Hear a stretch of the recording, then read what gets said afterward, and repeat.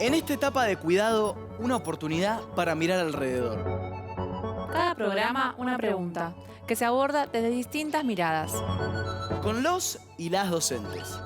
La literatura, las ciencias, las artes, la matemática, puestas para afrontar el desafío de conocer nuevas preguntas. Preguntas sin respuestas definitivas. Preguntas que dan la posibilidad a nuevas preguntas. Con vos que estás ahí, nuevos abordajes para que sigas aprendiendo. Reflexionando sobre el mundo, seguimos educando.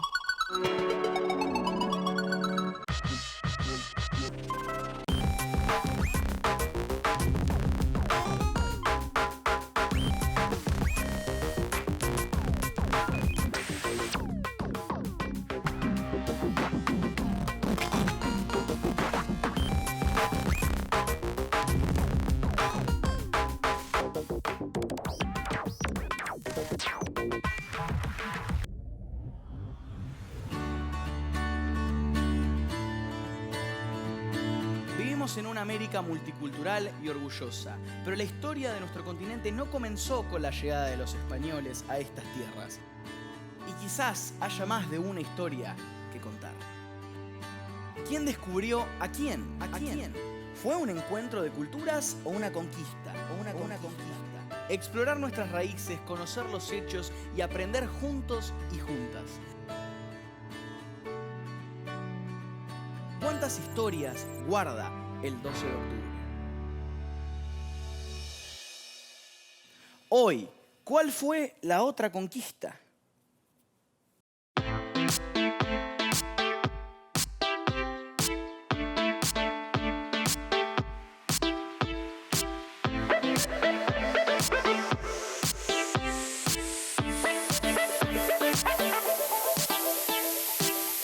De octubre. A veces queremos entregarnos al feriado, no vamos a la escuela, podemos descansar, jugar, dormir hasta más tarde, pero este no es un día libre cualquiera.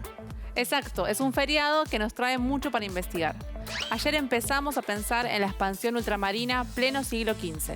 Los reinos europeos organizaban expediciones. Cuando llegaron a América, los españoles, los portugueses y los ingleses produjeron grandes cambios en nuestros territorios. El mundo no iba a volver a ser el mismo, se impuso el orden colonial. Ese orden no iba a durar para siempre. ¿Y qué pasó cuando terminó?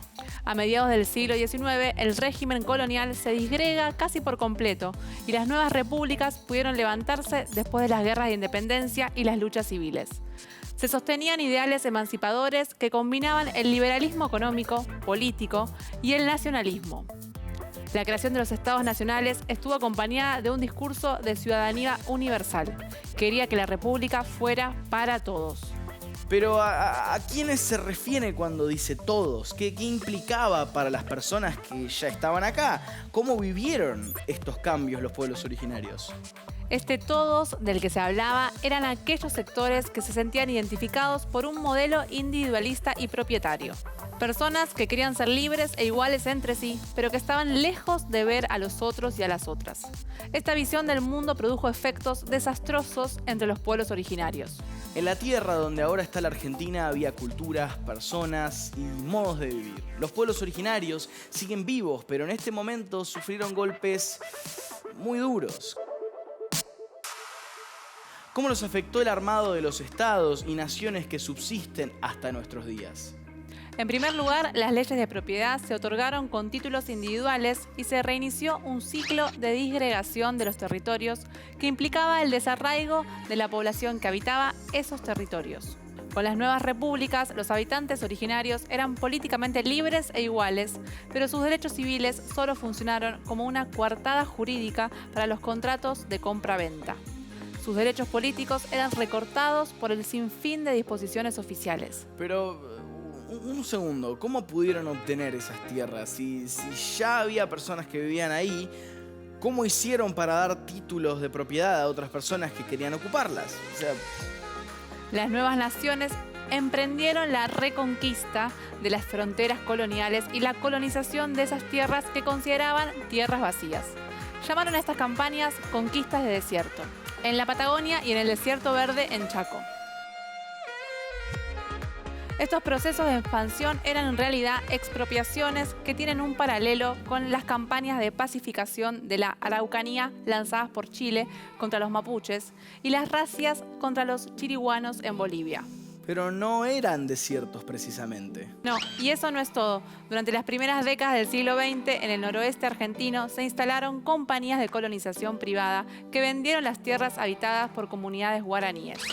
Si bien en este caso no se trató de una guerra declarada, el avance del frente extractivo y el desmonte sistemático de la selva provocó un quiebre en las economías y el modo de vida del pueblo guaraní. ¿Y por qué hacían todo eso? ¿Nada los detenía?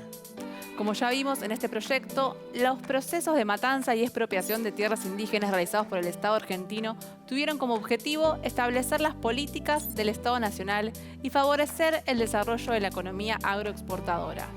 Esta historia no termina acá. Para no volver a repetir los errores del pasado, tenemos que investigarlos, conocerlos y crear juntos y juntas nuestra memoria. Argentina, siglo XVI. En medio de los conflictos entre las sociedades de descendientes de los conquistadores y los pueblos originarios, hubo un tema fundamental: los animales. Los españoles traían ganado vacuno para sostener la economía agropecuaria y caballos, para ir de un lugar a otro. Estos animales iban a cambiar la vida de las personas que ya vivían en este territorio.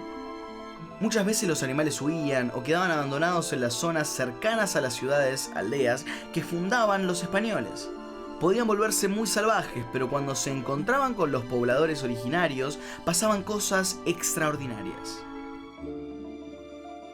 Las comunidades originarias los cazaban y aprendieron muy pronto a montarlos con destreza. También podían usarlos como fuente de alimento o intercambiarlos por otros bienes necesarios. Pero los recién llegados no tenían interés en mantener la paz y el comercio con los locales. Hicieron guerras extensas y muy sanguinarias. Los conflictos giraban justamente en torno a las tierras y el ganado. Desde mediados del siglo XVIII y durante la primera mitad del siglo XIX, creció la demanda desde el exterior de cueros y tasajo, carne salada. Así también creció el interés por los vacunos. Los estancieros y políticos justificaban el avance despiadado.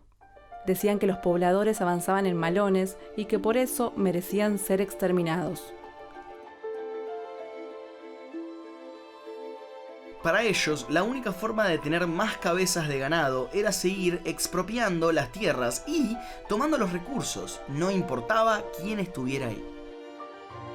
Desde la década de 1820, los gobiernos de la provincia de Buenos Aires decidieron tener una defensa militar más poderosa, hacer más y más fortines y defender los territorios que les habían ganado a los pueblos originarios. Así protegían las estancias y el ganado. La paz y la construcción en conjunto, con respeto, parecía un objetivo muy lejano. Juan Manuel de Rosas, en su gobierno, intentó otros métodos. Buscaba establecer una frontera y hacer alianzas. Hubo sobornos y subsidios, pero la convivencia nunca estuvo libre del conflicto. En el fondo, los descendientes de los colonos seguían pensando que los pobladores originarios no tenían derechos. Los intereses económicos y políticos eran más importantes que la vida de los habitantes de estos territorios. Por eso, la ampliación democrática y la extensión de los derechos en la primera mitad del siglo XX fue para amplios sectores subalternos de Argentina y América Latina en general, pero no llegaron a los pueblos originarios.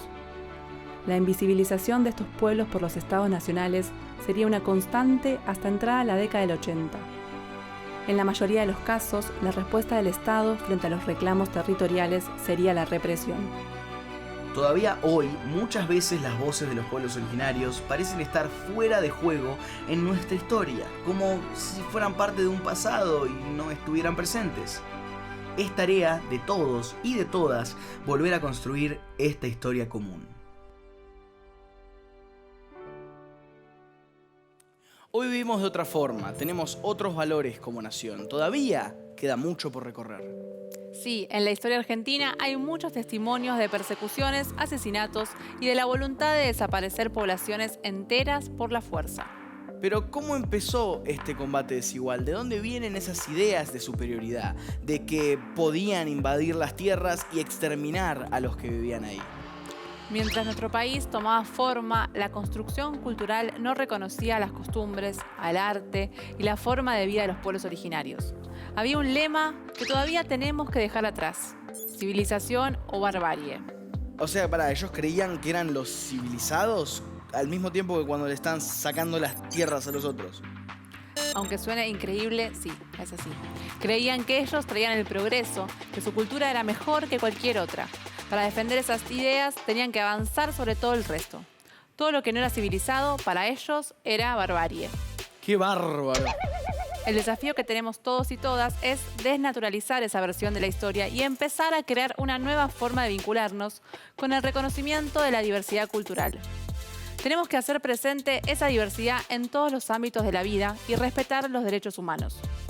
Hoy sabemos que las diferencias nos nutren, nos enriquecen, nos hacen únicos y únicas. Para quienes se creían civilizados, esa diversidad era negada.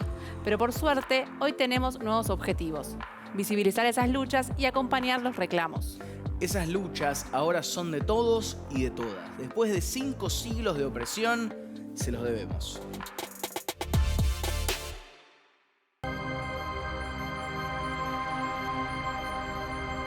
Durante la llamada Campaña del Desierto, que tuvo como uno de sus mentores al entonces presidente Julio Argentino Roca, hubo una batalla para avanzar hacia las tierras de los pueblos originarios.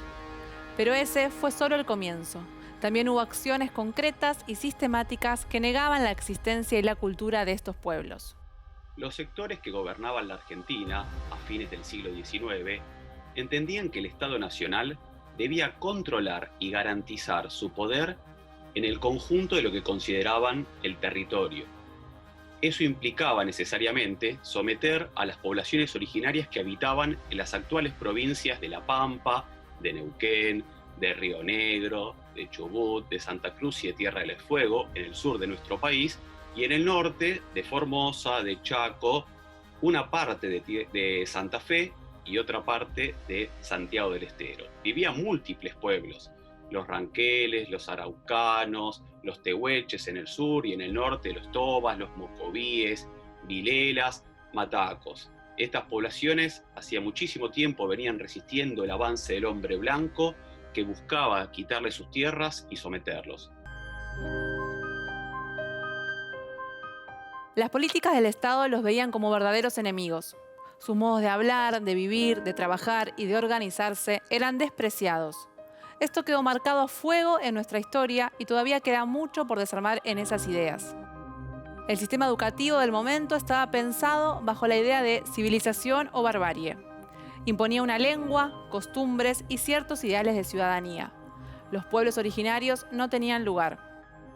Un porcentaje muy significativo de estos pueblos originarios fueron aniquilados producto de estas campañas.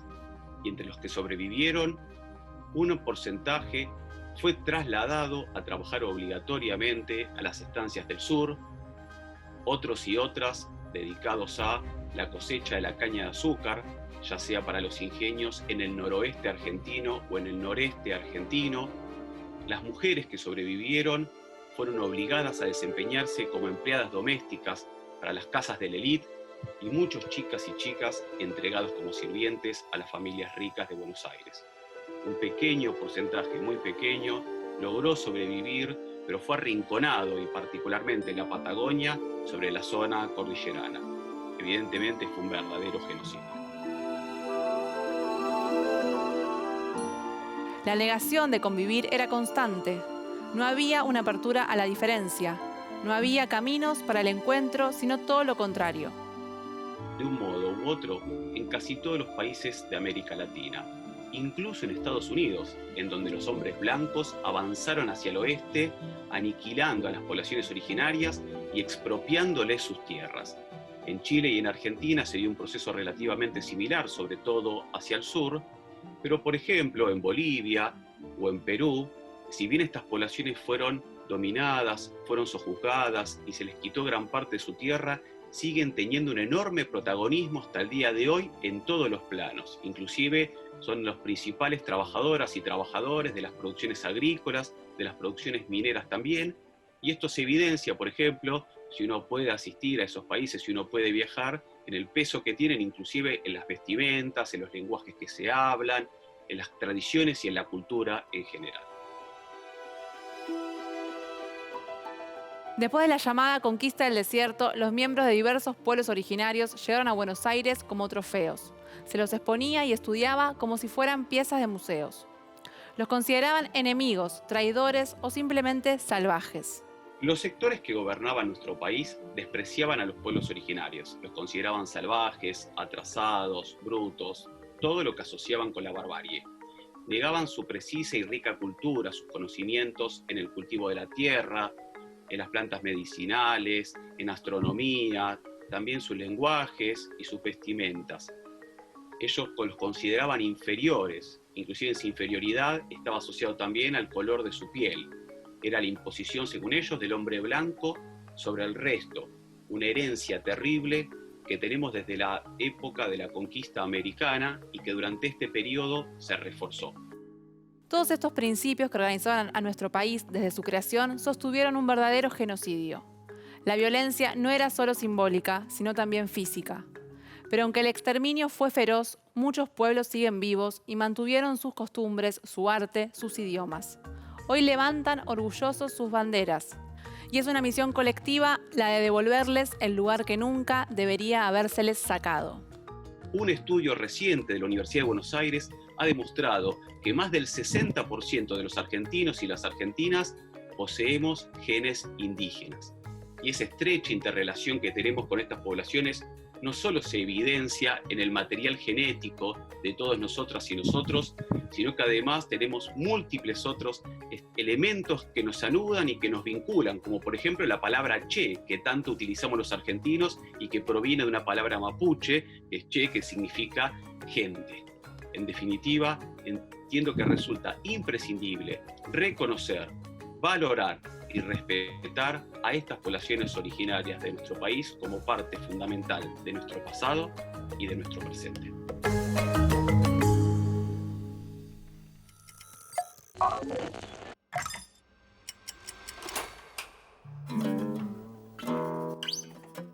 Hace mucho tiempo que venimos transitando esta historia, con idas y vueltas, cambiándola, reviviéndola, recordándola y reconstruyéndola. El músico de hoy, un grande del rock nacional, escribió esta oda a las transformaciones históricas posibles. Escuchamos a León Gieco, un tema que apareció por primera vez en el disco Mensajes del Alma, un clásico reversionado en este vivo lleno de energía. Con ustedes, 5 siglos igual.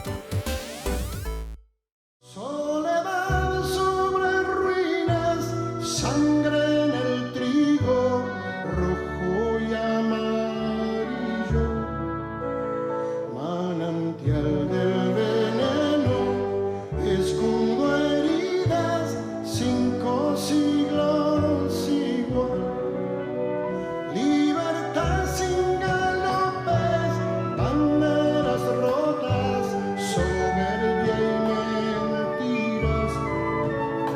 medallas de oro y plata contra esperanzas, 5 siglos igual. En esta parte de la tierra la historia se cayó,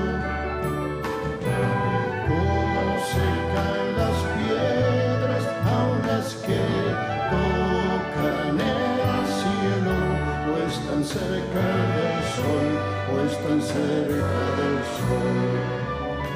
Es amor, desencuentro, perdón y olvido, cuerpo con mineral, pueblos trabajadores, infancias pobres, 5 siglos igual.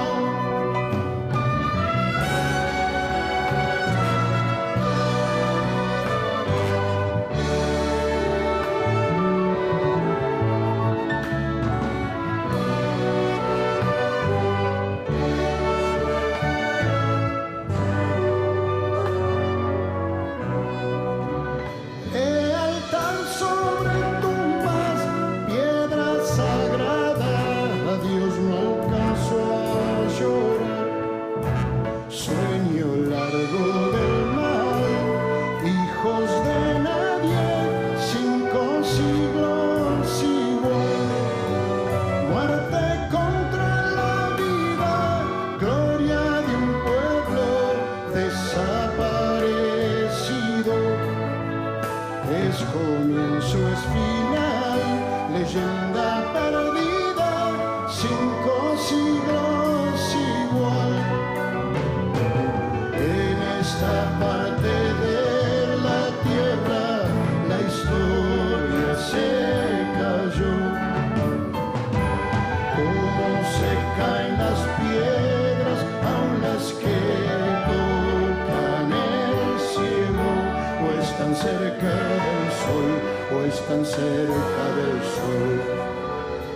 Es tinieblas con flores, revoluciones, y aunque muchos no están, nunca nadie pensó besarte los pies, 5 siglos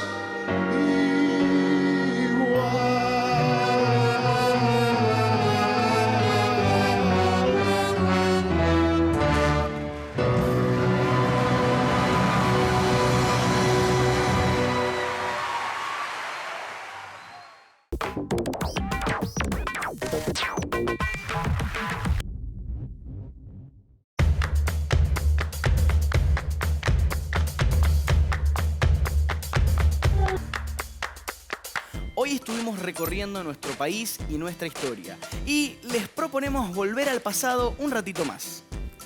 Pensar qué territorios ocupaban los pueblos originarios antes de que empezaran las campañas de expropiación de tierras. Vamos a reconquistar el territorio. Yeah.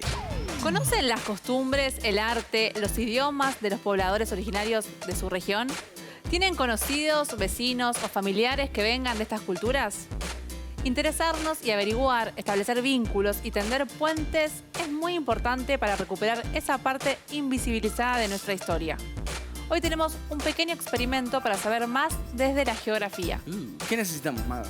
Necesitamos cartulina, Ok. puede ser blanca o de algún color, pero que cartulina vos para dibujar, lápices, que ahí tenés, tijera para recortar algunos circulitos que vamos a mostrar, escarbadientes o alfiler de gancho y pegamento.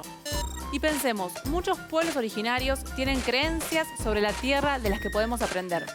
Que las fronteras son solo líneas en el mapa y en realidad la tierra no le pertenece a nadie.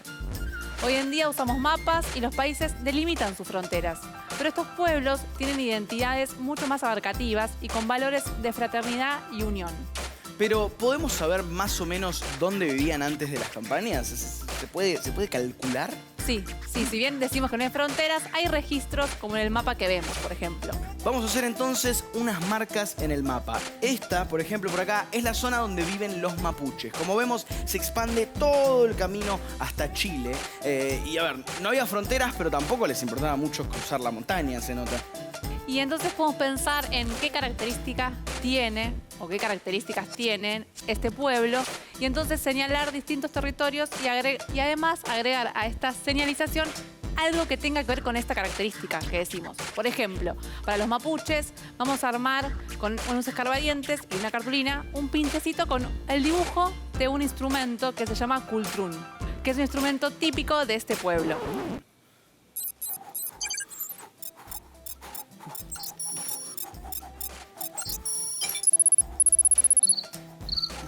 Estoy dibujando. Sí, muy bien, muy concentrado, muy bien. ¡Ah! Perfecto. A ver, ahora hay que Bien. pegarlo ahí. Aclaremos algo. Estos circulitos los podemos hacer con cualquier elemento que tengamos en casa para que sea un círculo, ¿no? A veces la tapita de algo o la lata de algo nos ayuda a hacer ese molde, pero también puede ser un cuadrado, un rectángulo, lo que querramos, ¿no? No es obligatorio que sea un círculo, ese es el Exacto. punto. Mientras puedan diseñar el instrumento, funciona. Lo vamos a pegar acá.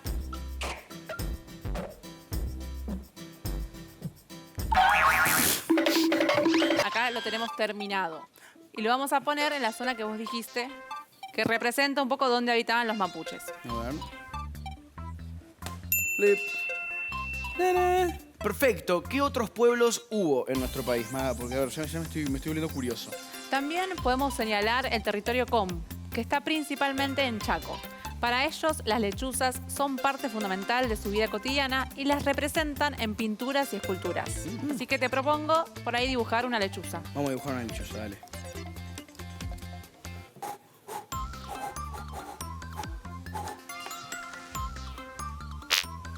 ¡Wow! Es impresionante mi talento.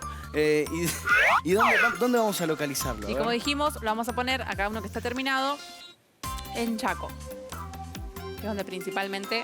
Plop. ¿Te gustan las lechuzas a vos? Creo que Sí. es mi pájaro preferido. gusta.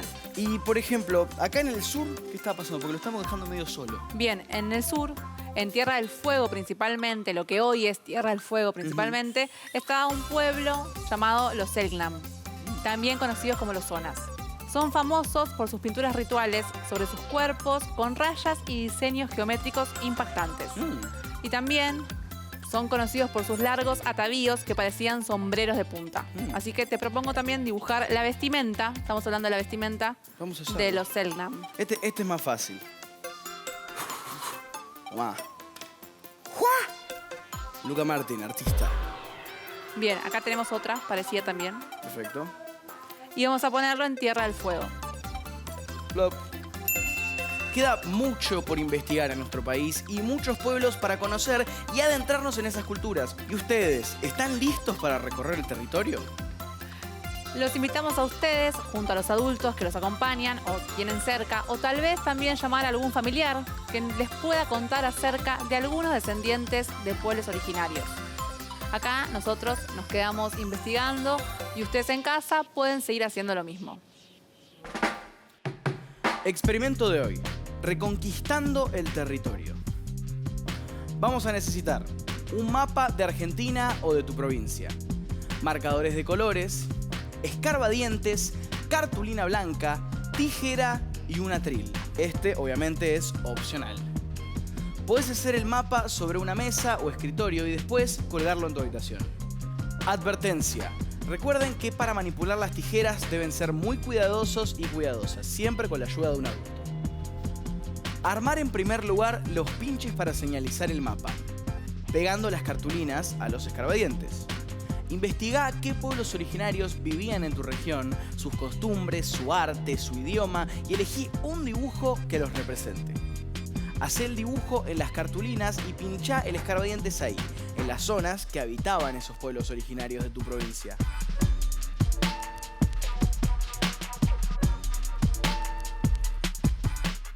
La memoria, la historia, nuestro pasado común están presentes en nuestro día a día. Si nos detenemos a mirar, vamos a encontrar pistas todo el tiempo. Pero, ¿dónde están las pistas?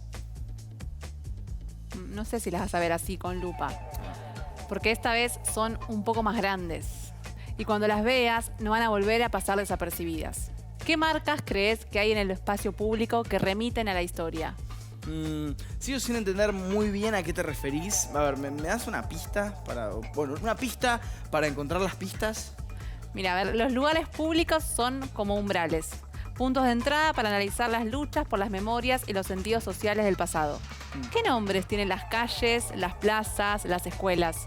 ¿Qué monumentos hay ahí y dónde decidieron emplazarlos?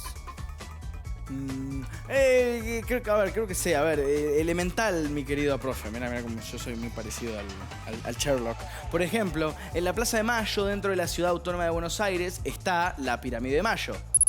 Exacto. Para decidir en qué espacio físico ubicar un monumento, hay que observar los hechos históricos que se asocian a ese lugar. La Pirámide de Mayo hace referencia monumental al 25 de mayo de 1810.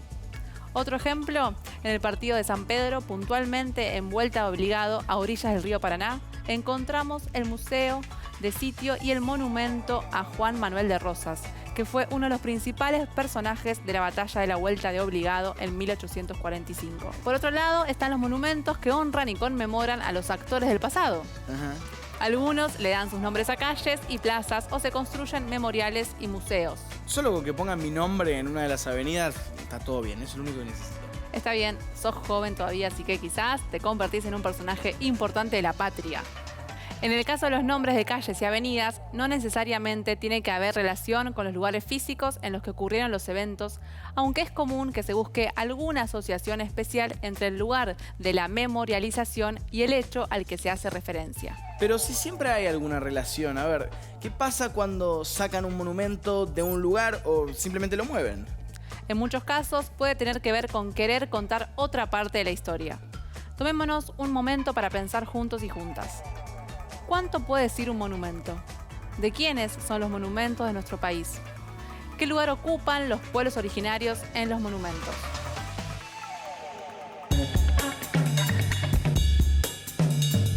Las estatuas, las placas conmemorativas, los bustos, los nombres de las plazas y las calles, todos los monumentos cuentan una historia. Y no cualquier historia. Cuando se elige construir un monumento, también se elige el relato que hay atrás. No todos los personajes, las batallas, las identidades tienen la misma representación.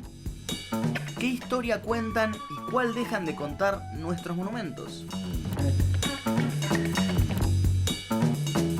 El 12 de octubre cambió de nombre. Hoy es el Día del Respeto a la Diversidad Cultural. Pero, ¿por qué no abundan los monumentos a los pobladores y pobladoras originarios? ¿Por qué creen que la mayoría de los monumentos son a los llamados próceres, varones que admiraban los valores europeos y construyeron el país bajo esos ideales? En nuestro país, el 53% de la población tiene algún vínculo genético con un pueblo originario. Se hablan entre 14 y 20 lenguas. Podríamos contar 30 identidades dentro de la identidad argentina. ¿Cómo hacer visible esa diversidad?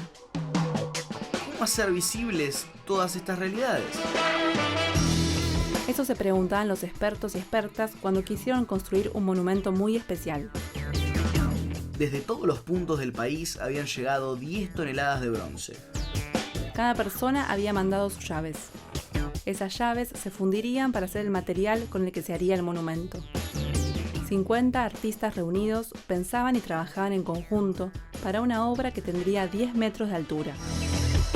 El proyecto estaba liderado por el escultor Andrés Cerneri en uno de los galpones de la ex ESMA, un lugar que había sido sede del horror y hoy se resignifica en cada obra de arte, en cada persona que pasa por ahí para revivir la memoria. Pero el galpón fue clausurado. Antes de terminar el monumento y poder presentarlo al público, las puertas del proyecto se cerraron. Todo lo que no tiene lugar, lo que no se nombra, lo que no se representa, de alguna forma está silenciado, esperando su momento para volver a la vida. Pero también hay monumentos que se mueven, que cambian, que encuentran otros significados. Julio Argentino Roca es uno de los expresidentes con mayor número de homenajes oficiales en espacios públicos. Sí, hasta en los billetes de 100.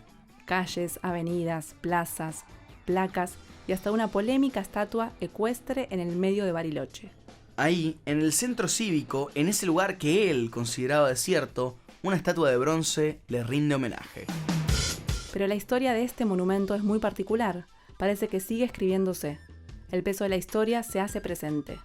Nuevas lecturas del pasado, en forma de grafitis, intervenciones, pintadas y pañuelos blancos, cambian la mirada de la estatua.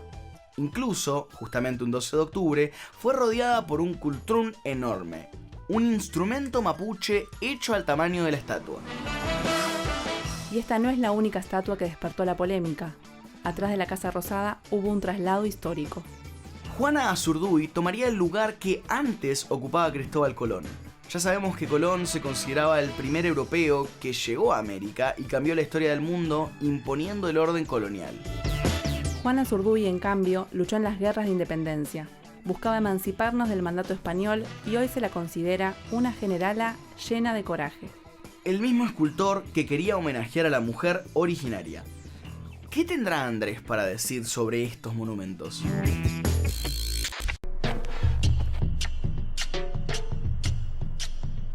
Me dieron la difícil tarea de realizar el monumento a Juana Azurduy.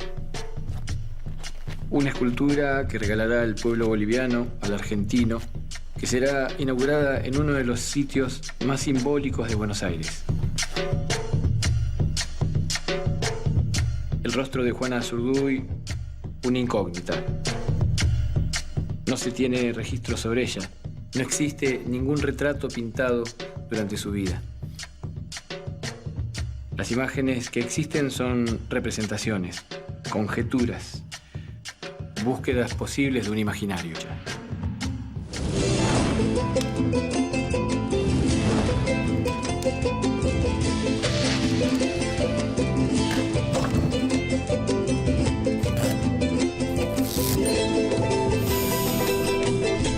De esta manera retraté los detalles de todo el conjunto escultórico.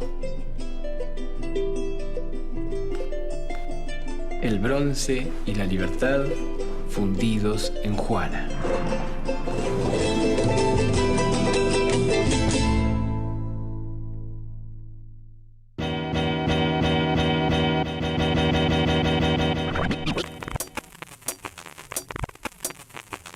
Hablamos de monumentos, pero ¿quién los hace? ¿Quién es la mamá de todos los monumentos? ¿Aparecen de la nada en medio de nuestras plazas y parques? ¡No! Hoy tenemos como invitado especial al desafío de preguntas y respuestas a Andrés Cerneri, un escultor que nos va a contar todo lo que estas estatuas, que por más quietas que estén, tienen mucho que contar. Hola Andrés, ¿estás listo para nuestras preguntas talladas a mano?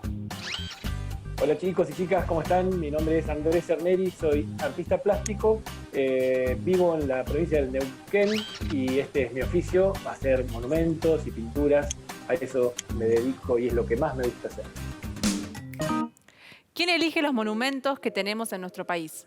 Bien, los monumentos que están en el espacio público, del cual todos somos dueños, son elegidos por la comunidad en algunos casos y por entidades civiles, por grupos humanos que desean rendir un homenaje a alguien en particular, y quien tiene la última palabra casi siempre es el Estado. El Estado es el que regula a través de ordenanzas y muchas veces con el presupuesto mismo compromete digamos, la decisión de hacer un monumento en una plaza, en un espacio público. Digo, el espacio del que todos somos dueños. ¿Qué significados ocultos hay en las estatuas? Bueno, en las estatuas hay una gran cantidad de mensajes ocultos porque justamente es un trabajo de simbología y desde el color, el material, la altura, el pedestal, todo forma parte del mensaje o el discurso que se quiere dar para decir ese mensaje, ya sea al pasado porque se rinde un homenaje documentando la vida de una persona o al futuro porque le estamos diciendo a las futuras generaciones a quienes queremos señalar como nuestros mejores o nuestros importantes. Entonces siempre hay algún discurso. En el caso de los caballos, por decir un ejemplo, hay un mensaje, un mensaje oculto que nos dicta la posición de los caballos. Cuando los caballos tienen las dos patas levantadas, informan que la persona, el jinete, ha muerto en una batalla. Cuando el caballo tiene una sola pata arriba y otra apoyada, y las otras tres apoyadas, el jinete ha sido herido en combate.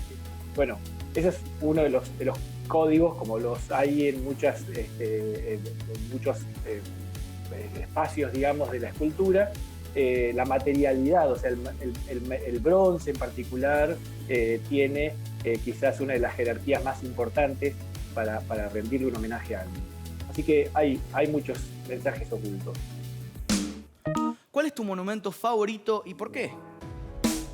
Bien, mi monumento preferido es el monumento a San Martín, que está en Mendoza. Me parece un monumento muy canchero donde el general San Martín parece un héroe, de ese tipo de héroe que queremos ver. El artista, el escultor uruguayo Manuel Ferrari es quien lo hizo hace muchos años y es un conjunto escultórico que representa lo que podría entenderse como el símbolo de la patria y él como la columna que sostiene esa gran obra. Así que me parece uno de los monumentos más importantes. ¿Podemos los ciudadanos y ciudadanas intervenir en las decisiones sobre los monumentos que se construyen? Bueno, los ciudadanos y las ciudadanas tenemos la posibilidad de intervenir y decidir a quiénes queremos señalar como a nuestros más importantes, a las personas a las que les querríamos rendir un homenaje, porque rendirles un homenaje y sostener la memoria con sus biografías nos ayuda a veces a interpelarlos, a interpelarnos, a sentir que podemos seguir peleando por nuestra libertad, por nuestra independencia. Para eso sirven los monumentos, como un símbolo que nos recuerda quiénes somos. Y entonces esta sociedad, este pueblo que es muy dinámico, todo el tiempo está peleando diciendo desde los monumentos a quién queremos retratar, incluso a quienes no querríamos seguir sosteniendo como monumentos ahí en nuestras calles. ¿Cómo fue la historia del monumento de la mujer originaria? ¿Qué pasó con ese monumento? El monumento a la mujer originaria es una escultura que todavía no está terminada, que desde hace varios años se planteó la realización de un homenaje a los pueblos originarios, en definitiva a nuestra identidad, a nuestras raíces. Me lo propuso el historiador Osvaldo Bayer y juntos estuvimos recolectando llaves y picaportes y pequeños elementos de bronce para hacer esta escultura que sería uno de los monumentos más grandes de la Argentina, 10 metros de altura, en bronce. La colecta se realizó, ya tenemos los 10.000 kilos de bronce, pero es muy complejo hacer la escultura porque se necesita no solamente un espacio muy grande, hornos, la colaboración de mucha gente para participar. Entonces, en este momento está detenida la escultura y tenemos guardado el bronce para que en algún momento lo podamos hacer. Ojalá dentro de algún tiempo retomemos la escultura. Osvaldo Bayer no está entre nosotros, ha fallecido hace muy poquito, pero en honor a él, en honor a su idea y en honor a las raíces, a la cantidad de mujeres de pueblos originarios que forman parte de lo que somos, de nuestra historia, algún día vamos a terminar esa escultura. Muchas gracias por someterte a la presión de nuestro desafío. Los chicos y chicas del otro lado seguro ya están por hacerte un monumento. Bueno chicos, me voy despidiendo. Muchísimas gracias por la oportunidad de poder compartir esta información. Les recomiendo que busquen a través de las redes los monumentos, que tenemos una gran cantidad. De hecho, se dice que es nuestro país uno de los países con mayor patrimonio escultórico del mundo. Así que está bueno conocer cuáles son las esculturas más grandes, a quiénes les rendimos homenaje, quién es la persona más retratada, el primero, el segundo. Bueno, los monumentos son un símbolo que está muy bueno defender porque hablan de nuestra historia y a la vez es un mensaje para las futuras generaciones. Les mando un abrazo grande.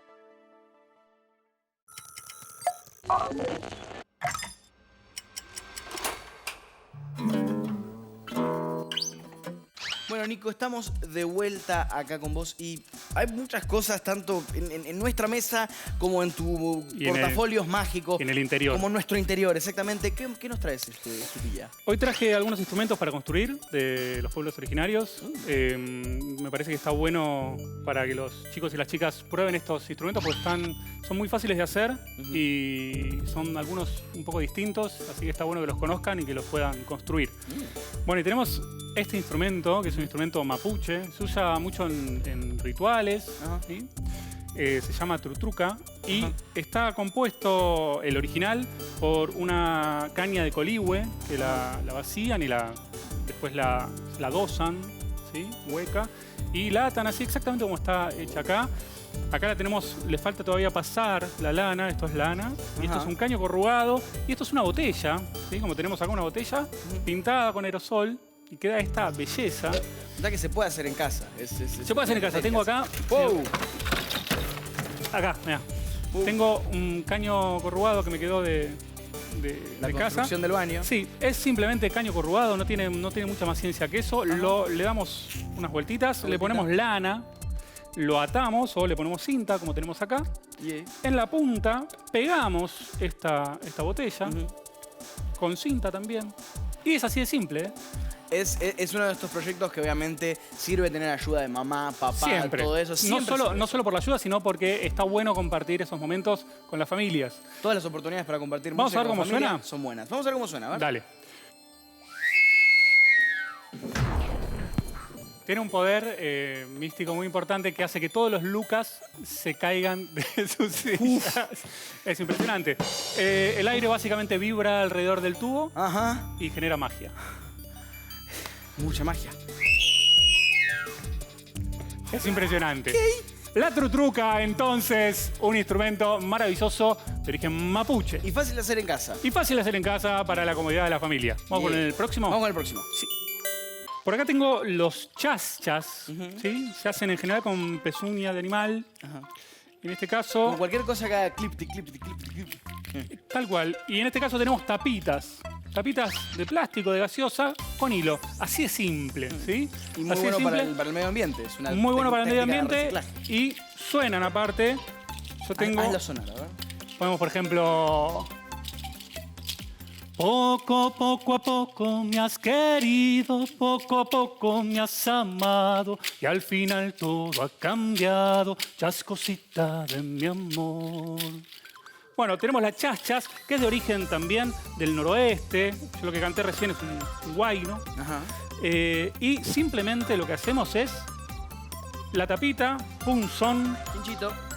apoyamos. Ayuda de padres. Ayuda de vuelta, padres, Siempre con cuidado. tratemos de no agujerear la mesa en la medida de lo posible. Exacto. Esto siempre es bueno hacerlo. Mantel, quizá un telgopor arriba. Todo para no dañar la mesa, obviamente. Todo para no ir con cuidado. Bien, entonces tenemos la tapita con el agujerito. Un ojo. Un ojo, exactamente como el que tenemos acá, como el que tenemos en el corazón. Bien, entonces tenemos ahí, pasamos el hilo, sucesivamente varias tapitas. Es bastante simple de armar, realmente no tiene mayor complejidad y queda esta belleza de chas-chas para cantar guainos, para el carnaval. Carnaval. Maravilloso. Para carnaval por Zoom. Sí, vamos al próximo instrumento. Dale. Tengo acá un instrumento que es muy lindo y es muy lindo que construyan los chicos Ajá. porque es la caja chayera. Ajá. ¿Sí? La chaya viene de un mito. Chaya era una mujer que estaba enamorada de un hombre, de un príncipe, y su amor no era correspondido. Okay. Entonces ella se puso triste, tristísima, tan triste, que se fue a llorar un cerro arriba. Empezó a subir un cerro y a llorar, y a subir, y a llorar, y a subir, y a llorar, hasta que se convirtió en una nube. Mirá. Y esa nube, cuando viene el carnaval en febrero, es la que le da el rocío al carnaval. ¿Sí? Esa es la chaya. Entonces, con la caja chayera, la caja bagualera, cantan las coplas. ¿Sí? Pobre mi negra, dicen que siempre la han visto llorar. Y lo interesante de este mito también es pensar un poco que estos personajes son arquetípicos, están cumpliendo una función en la historia. Porque estamos pensando en alguien que su amor no era correspondido y fue a llorar y terminó convertido en una nube. Entonces, estas ideas de que el amor lo es todo y que dejan todo por eso, hay que pensar y resignificarlo un poco porque no es todo tan así. Claro. ¿Sí? Entonces, vamos a construir esta caja chayera ¿Cómo se hace? con unos elementos que tengo acá de lo más increíbles. Elementos que se pueden conseguir fácilmente. Entonces, tenemos acá una caja de dulce de leche. Perfecto. ¿Quién no quiere tener un dulce de leche de este tamaño, no? En la casa. Increíble. Entonces, con esto lo que hacemos es... Tenemos entonces esta cinta de embalaje y lo que vamos a hacer es cruzar, ¿sí? Para generar lo que se llama una membrana. Nosotros sabemos que en percusión hay varios tipos de instrumentos y los membranófonos son uno de esos tipos. Son los instrumentos que al percutir, al golpear una membrana, suenan. Y nosotros lo que vamos a hacer es una membrana con esta cinta. ¿Sí? Y, bueno, ese es el producto final. El producto final es La idea este. es que quede ahí resistente, que tire para que el golpe funcione, ¿no? Exacto. Ok. Y aparte tiene un truco más. La caja suele tener una chirlera, hay algunas que tienen y otras que no, que es una cuerda que hace como si fuera el efecto del redoblante, que al vibrar con el parche se escucha esa vibración. Nosotros conseguimos ese efecto acá. Se escucha Funciona. como si vibrara algo adentro. ¿Qué Y le ponemos adentro para que El vibre? truco es, para que sea un poquito metálico, una de estas latitas pequeñas, Sí. ¿sí? De gaseosa, Perfecto. De le anoche. ponemos arroz.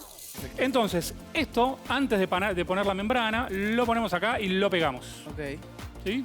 Esto quedaría ahí pegadito con cinta, lo tapamos también con cinta. Hay que cruzar esta cinta de embalar. Ajá. Entonces la cruzamos, cortamos y tiene que quedar bien tensa, ¿sí? Bien tensa. Pueden ser de cualquier color, acá es azul. Las vamos cruzando.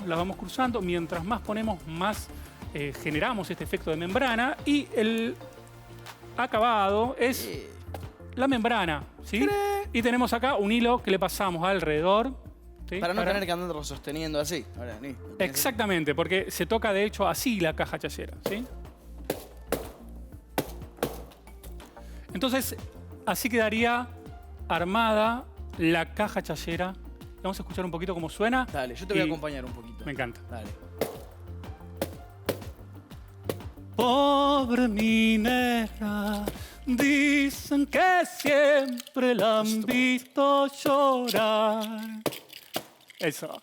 Habrá perdido en cariño, tal vez la han tratado mal. Deje que llore. Vámonos, Nico. Yo sabré cómo y la iré consola.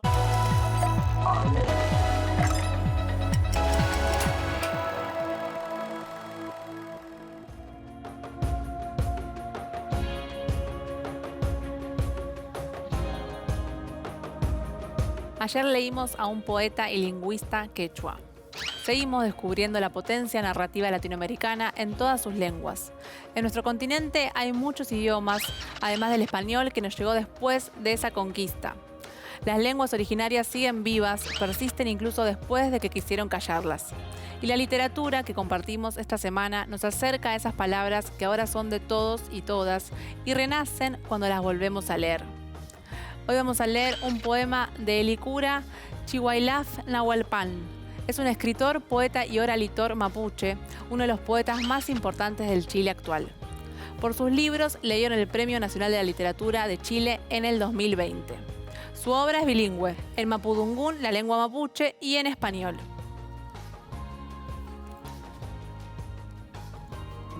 La poesía no sirve para nada, me dicen.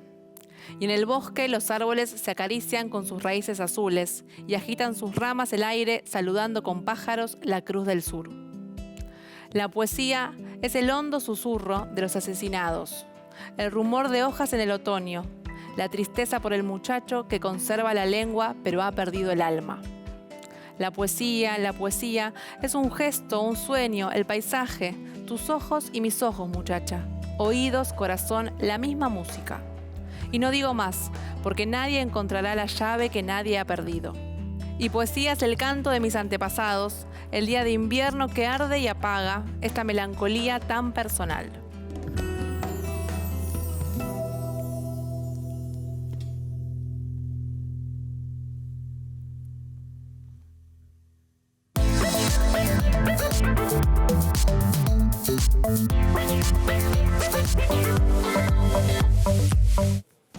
Hoy compartimos la historia que nos une, trabajamos con nuestra memoria y pudimos conocer partes del pasado que nos hacen pensar de otra forma sobre el presente.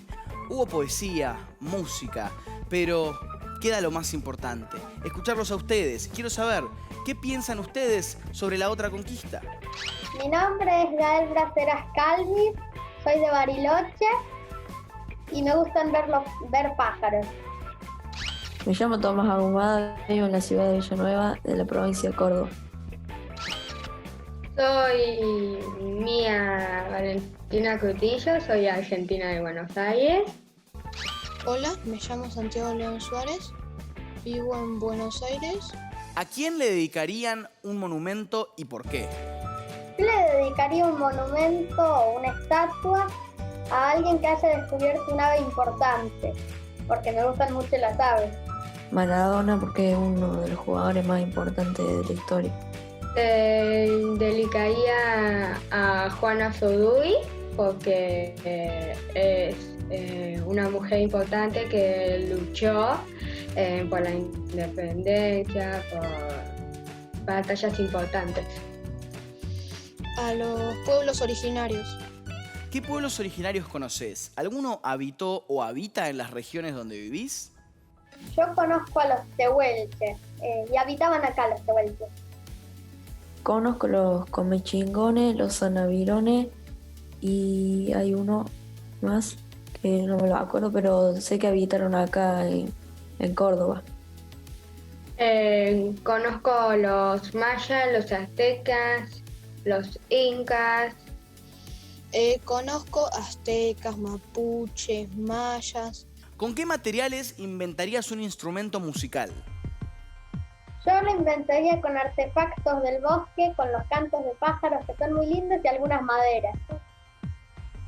Algún pedazo de caña y con un ladrillo, con un papel enroscado y soplando como si fuera una trompeta. Madera. Sí, porque hay muchos instrumentos que se inventan con maderas. Y los inventaría con mármol, porque veo muchos instrumentos con mármol. Y algún otro material que por ahí que me encuentre, por ahí madera, otros más por ahí. ¿Y qué nombre le pondrías vos a tu calle?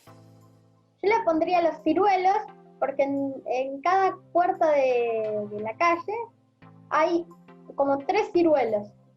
Entonces, en la primavera todos los ciruelos florecen y es como un puente de flores, y después en el verano hay un montón de ciruelas. Creo que le pondría un nombre de algún deportista importante de Córdoba, porque creo que no hay ninguna calle que se llame con el nombre de algún deportista que no haya representado. Le pondría un nombre de una mujer importante, porque hay muchas calles de hombres y bueno, estaría bueno también poner de mujeres que también lucharon. Y existen muchos nombres, pero el primero que se me cruza por la mente es Nemo.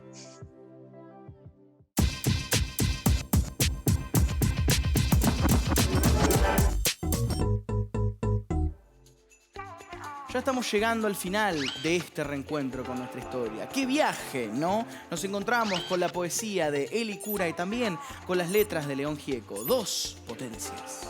Llegamos al arte, pero venimos de preguntarnos qué significa en realidad la famosa frase civilización o barbarie y qué esconden las palabras conquista del desierto. Creo que ahora suenan diferente. Sí, como los instrumentos que armamos, esos definitivamente suenan muy distintos a todos los otros que conocemos. ¿Cuáles fueron sus conceptos preferidos del programa de hoy?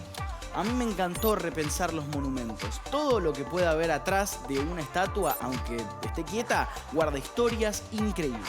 No se olviden de que quedan muchas preguntas por responder. Sí, como por ejemplo, ¿por qué el 12 de octubre ahora se llama Día del Respeto de la Diversidad Cultural? ¿Y cómo se llamaba antes?